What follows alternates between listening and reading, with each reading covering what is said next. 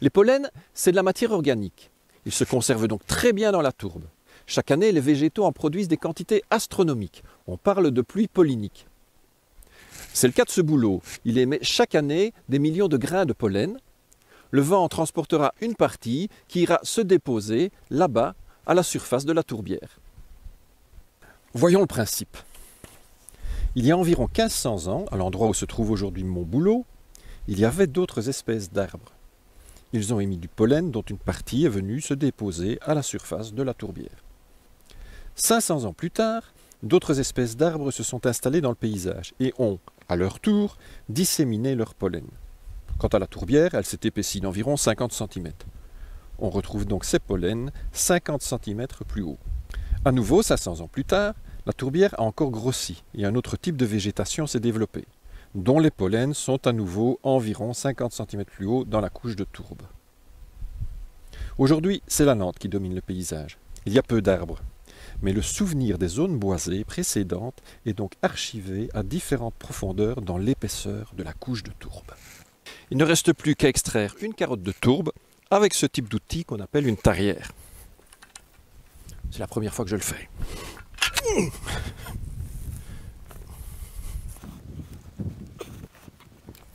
Et voilà, on va voir ce que ça donne.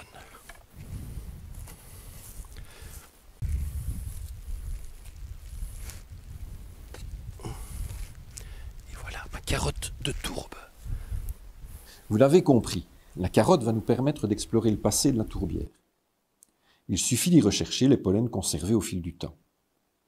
Bon, dit comme ça paraît simple, mais... Les scientifiques prélèvent des échantillons à différentes profondeurs. Pour chaque échantillon, ils identifient les pollens et déterminent leurs proportions respectives. Et ça, c'est un travail fastidieux, parce qu'il faut les compter pendant des heures et des heures entières au microscope. Mais au terme de ce long travail, ils peuvent reconstituer l'évolution des paysages fagnards depuis près de 10 000 ans. Mais à quoi ressemblaient les fagnes il y a 10 000 ans? Il y a 10 000 ans, le paysage fagnard ressemble encore à une toundra. Il est très peu boisé. Un bon millier d'années plus tard, il est déjà bien différent. Beaucoup de noisetiers, des pins, des bouleaux et des tilleuls. Quelques chênes. Mais voyons plus en détail ce que nous racontent les pollens pour la période qui précède le début de l'exploitation du haut plateau par l'homme, il y a environ 2000 ans.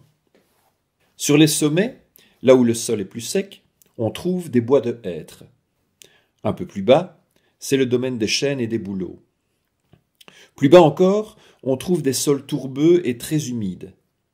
Là où l'épaisseur de tourbe est inférieure à 1 mètre, les bouleaux et les aulnes se sont installés. Enfin, sur les tourbières hautes, là où la couche de tourbe peut atteindre plusieurs mètres, les boisements ne peuvent se développer. Vous le voyez, avant l'arrivée de l'homme, la forêt dominait le paysage fagnard.